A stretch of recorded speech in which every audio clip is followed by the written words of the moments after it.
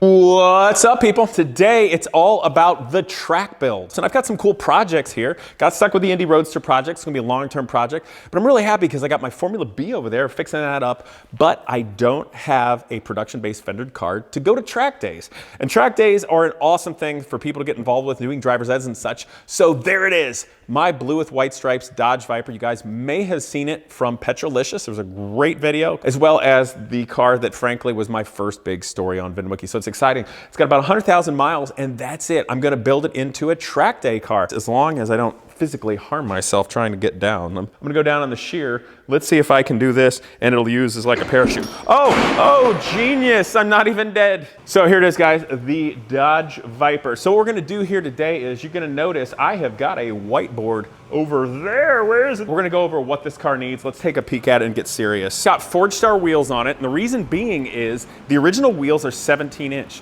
These are 18-inch and 19-inch, and the reason being is those are the size wheels of the last generation Dodge Viper, and it's easier to get really high quality tires for it cheaper. If you have the original size Viper wheels, there's really only one set of tires you can get for them. We're on an adventure, we're on an adventure. Casey's not a hoarder and anything. So anyway, these are the tires you can get, but they're really expensive. And so for barely any more money than it costs just to get tires for that size wheels, I was able to get these nice wheels with brand new tires. Now I've had those for a while and driven them on the street, but the car had some, I'm gonna say, cheap coilovers on it before, and they didn't last terribly long before they blew out and I just lost dampening.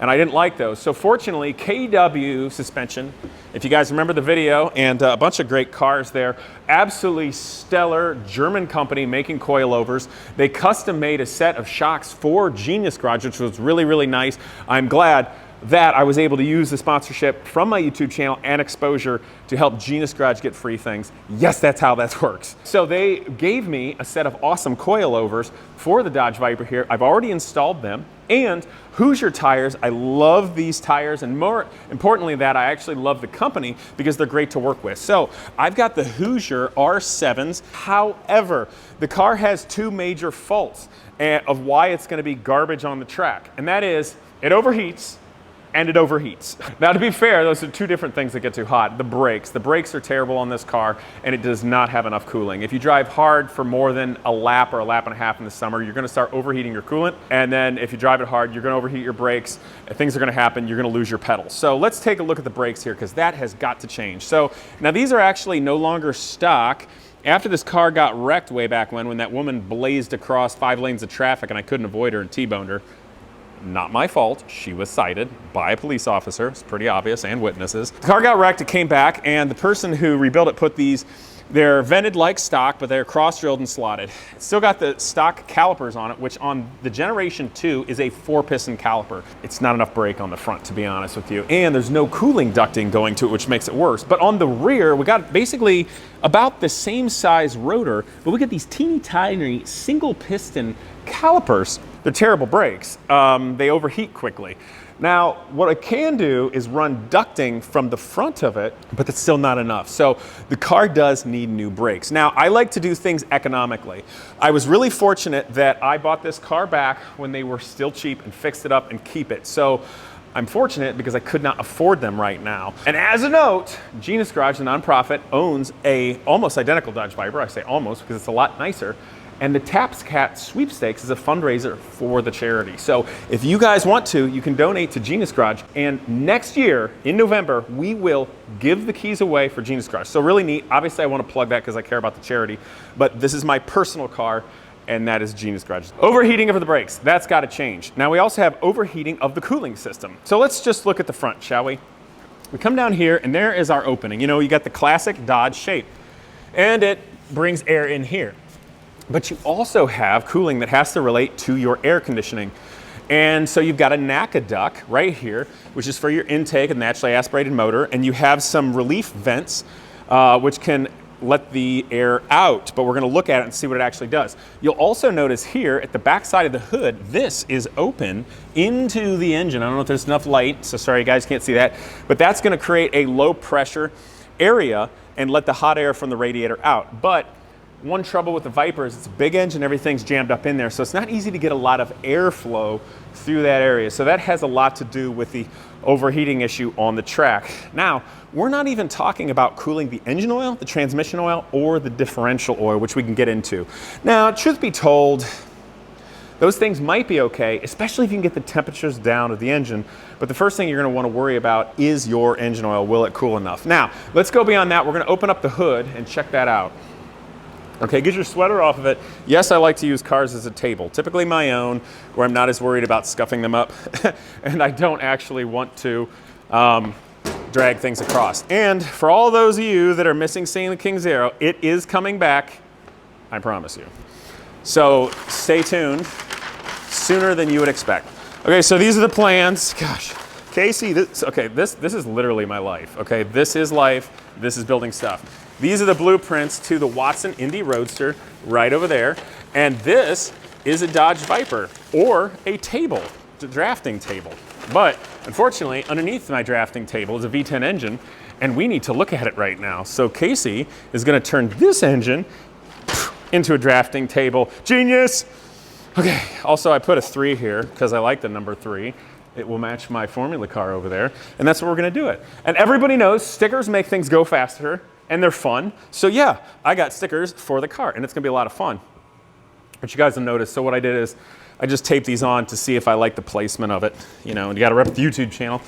So anyway, Dodge Viper, let's open up this hood and take a look and just kinda check out what it's gonna need. You know, another thing, while we're at it, if we look at the headlights here, they're really foggy. They got cataracts, they're getting old. So they need to be polished up, made clear, do the kit. It's gonna look nice, but UV is kind of an issue, and these lights are expensive. So if I'm gonna be on the track and I'm gonna be moving quickly, and people are gonna be kicking up marbles and rocks and such, then I'm probably gonna wanna put some like helicopter tape over it. And I might even have a little fun and put on amber tape, because if I'm not mistaken, when the Dodge Vipers in the late 90s and early 2000s ran in endurance racing, the headlights I think were amber because of the class they're in, so you could see them. Not sure, but it's cool either way. So you lift up that. Now we'll also notice when you open this up, this tire might be a little bit bigger diameter because the hood does hit that and there's a little bit of a crack from before. So that's just one of those little things, but that's not really a big enough problem for me to worry about. Okay, so we got it open. It's kind of dark. Let's get the light and check it out together. I'm gonna use this bag light. This is the light I use to illuminate my ugly face when I'm talking about things that will offend people. Okay. All right, you guys, so let's take a look at this. This is a basically stock engine bay of the Generation 2 Dodge Viper. Now, to be perfectly honest, it doesn't look a whole lot different than a Gen 1. Now, let's just notice the things. Obviously, you got the big intake here with the runners that cross over, so you have longer intake runners, which is good for lower end torque because this engine doesn't rev super high. The valve covers here are actually made out of magnesium, so you can see they're kind of corroded and some of the paint is starting to bubble, so I could refinish those, just be nice. The factory exhaust manifolds here have this heat shield, and I believe is a cast iron affair. They're not too bad, but of course, changing that to tubular headers would help the flow, it would sound cool, might make a little higher in power, and it would get rid of some of this area and maybe help the airflow through here and coming around. The other thing you'll notice is here's your footwell area. You got your brake, booster and master cylinder, washer fluid. And so the trouble is your low pressure would have been this area right here that we looked at. So all that hot air is gonna have to tumble around that area and come out here behind the wheel well. So if you look at that, we're starting behind the radiator and we just don't have a lot of room. The other thing you'll notice is here are the vents in the hood right here. And yeah, a lot of people might think initially this is to relieve hot air from the radiator, but truth be told, it has more to do with the aerodynamics and reducing lift. So when the air is flowing down on the ground, like here, and coming and colliding with the wheel, see, it hits that wheel, it has to go somewhere. So it's gonna go around, but it's also gonna go up. And when it comes up, it's gonna have a blast, and that's gonna hit this wheel well. And since this wheel well's here, it can't even actually escape through the vents. So this area I'll probably relieve in some way, so pressure under the wheel well can be relieved under there and decrease lift. Now you see the front of the motor here, you got the intake tube, so if it stays naturally aspirated, notice I said if it stays naturally aspirated, this is your cold air intake box from the opening of the NACA duct, which you guys can see right here. The radiator is buried way down here. So the radiator in the Dodge Viper, I only have so much space to work with down there. And of course I can reconfigure it, maybe put it on a slant, possibly. But the biggest thing to do is get with a company that makes a really high efficiency aluminum radiator, possibly with more cores, finer fins, etc. And as long as I can direct all the air through it. So I want to make sure that it's well sealed off with the opening and all the air is ramming through really well. And you've got the ability of less obstructions, creating a lower pressure on the outlet. And that's going to be able to keep the water temperature down. I'm also going to need to do that to put in a more efficient oil cooler for the car as well. So that's something that absolutely has to happen to make this effective on a track. One, the brakes have to stay cool and preferably be better brakes. And the engine has to stay cool. So we got your water radiator and your oil cooler, and we got to look at how the air flows through. So with regard to the brakes, the Vipers, from the beginning to the end, all the way up to the Gen, God, what are they, 5s, I think, the end? This is a Gen 2, and this one here is a Gen 1. They all have the same bolt pattern, even though you can't see it. So since this car now has the modern Gen 5 sized wheels, Gen 5 brakes would fit.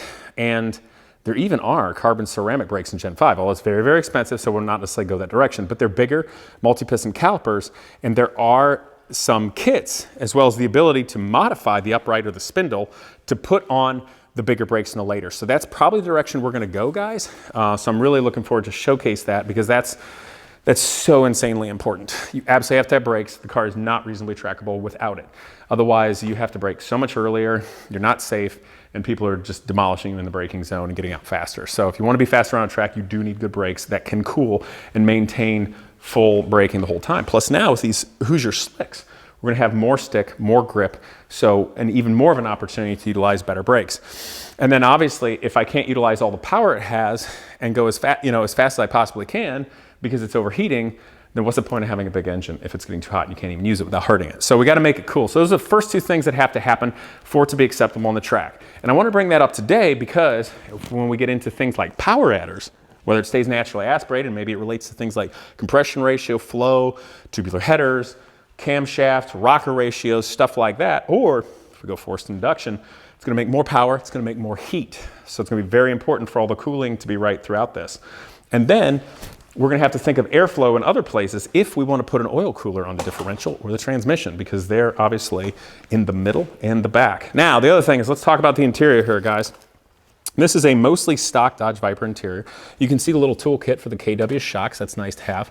Now, I have a Nardi personal old school steering wheel here. It's a really excellent one. It's got great ergonomics. And let me bring the light over. Hopefully we're going to be able to do. Come over, light. I need you. I need you in my life. Light, you are the wind beneath my wings. Okay, here we go. Gosh darn it. Okay, here we go. So let's take a look here, guys. This is a mostly stock Dodge Viper. Now, things that need to happen, obviously if you're a track car, you want the car to be lighter weight so you can take things out. You don't need like a radio and such. But there's not a whole lot of point to that if you're gonna drive it on the street or enjoy it. So to start off with, we just need to make the thing cool, brake, go fast, be great, and nice to drive. Making it nice to drive and bounce has lots to do with the shocks. The tires are gonna give you the grip. We need the brakes and the cooling. But the steering wheel is helpful because that's where you're doing most of your control, your delicate aspects. So that's why I ditched the stock one. Yeah, the airbag is now gone with that, and I take that risk, of course. And also it has a short shift kit on it with a knob that I think is very ergonomic and direct. So it's going to be kind of like a bolt action pew pew or rifle. And it has adjustable pedal stock. Now the pedals, I hope we can see them down here. It is a little difficult to heel toe downshift. So I may do something with that, but just changing the controls so you can give it perfect controls, very important if you're gonna have a track car. Now here's a bit of a problem. I'm gonna be honest, these seats here, okay? They're squishy, they're pretty squishy, they're comfortable. It's got 100,000 miles on it. And if you look at the back here, look at that, bouncy. That's not the safest thing in the event of a wreck. Obviously there's a firewall back here, so it would hit that, but that's not racing. That's not good. The bolsters aren't great, so you're not going to get a lot going left and right. And currently, it just has the stock seat belt. And you can cinch that down really good on your waist, but it's not good. So the first easiest thing to do to give it a little more safety is to put actually a racing harness on it. Now, a 4-point isn't that hard to do because you can bolt it down to your stock points and then come back between the seat here through the shoulders, but it's not really good engineering with your actual body. So truly need to come up with different seats. Now the difficulty with this is, and I'm gonna measure it, normal racing seats don't fit well, the modern ones, because of the shoulders. Viper's kind of tight. There are some expensive thin carbon seats that'll fit in there. So, but I need to do this reasonably economically because life, you know? So finding that thing that is the most effective use will be good. So you want to be able to be safe in the car. You want to be able to control the car well. Those are the best ways to be safe, is to not wreck. And by not wrecking is your car doesn't break and you can control it well. So we need the seat and everything to be good in there. Good safety harnesses that can hold you in tight. Great controls for your feet and your hands that'll work really well. Now, with regard to steering wheel, that steering wheel I'm actually going to lose because I want to have a little bit of fun. So I got another steering wheel that I think will be equally as great, but I think it's really going to work with the personality of it. I think you guys are going to like it. Now, I'm going to be really honest with you guys here. Something that is pointless for the track on this Dodge Viper is the Hennessy wing. Now, I'm gonna be honest, this thing is really cool. This car's got a great look with the Hennessy wing. I know some of you out there are gonna say, oh, it's a super wing. Well, I don't know which came first, the chicken or the egg, right? But it gives it a heck of a cool, iconic look. You know what I'm saying? However, let's look at this thing together and be honest. Here's your leading edge of the airfoil. Okay, it's round, it curves up. Let's look at the trailing edge. That's not pointy, okay. Let's see if we can look underneath it and see how curved it is. Not a lot of camber to that curve. This is not much of an airfoil. It's not going to do much. That's not going to create much upside down lift. That's aesthetic. It's basically just a picnic table. So it's a little frustrating because it looks cool and it's period correct and we like it, but for the track, it doesn't do anything. So I have this old track wing, which actually looks a lot like the race car wings from back when. It's carbon, nothing too special here, which can be mounted with different stanchions here. To do that though, I'm a little frustrated, will require putting supports here and here, which I'm not sure what structure under there is, and this wing is going to have to be removed. And I'm pretty sure there's 1, 2, 3 bolts that have all been drilled for that I'm going to have to come out. So there's going to be holes and scratches and stuff like that. So I'm probably going to remove the Hennessy wing, see how I feel about how it looks, any damage that's underneath it. Maybe somebody else would want to purchase it and then put on a proper wing. But you have to decide where to draw the line, because how much aero advantage are you really going to get to make the track day experience better, or are you just having fun being boy racer? It's fun to be a boy racer, but does it matter? So I think for right now, I'm just going to leave the Hennessy wing alone. Let the car be what it is. Let's consider it's not making any downforce. We can try to get rid of some of the lift by alleviating this wheel well in the front. That'll be good. And of course, I have the carbon fiber dive planes or canards down here for any of you OG Vin Wiki watchers and knowing how much I hated high school and my English teacher. So this helps a little bit, getting rid of lift and the flow. And there's a couple little things we can do here. Now, and then brake ducts. The other thing is, if it's going to be a track day car, I don't need fog lights. They're kind of useless anyway. I do have some very, very bright driving lights that are projectors that I could put in place of here to give me more light if I needed it. But let's be honest, I don't think I'm going to do track days at night, so there's not really any point. So those round areas here and here could be changed to be brake cooling ducts, with a brake duct going to the inside of the brakes where it acts kind of like a water pump.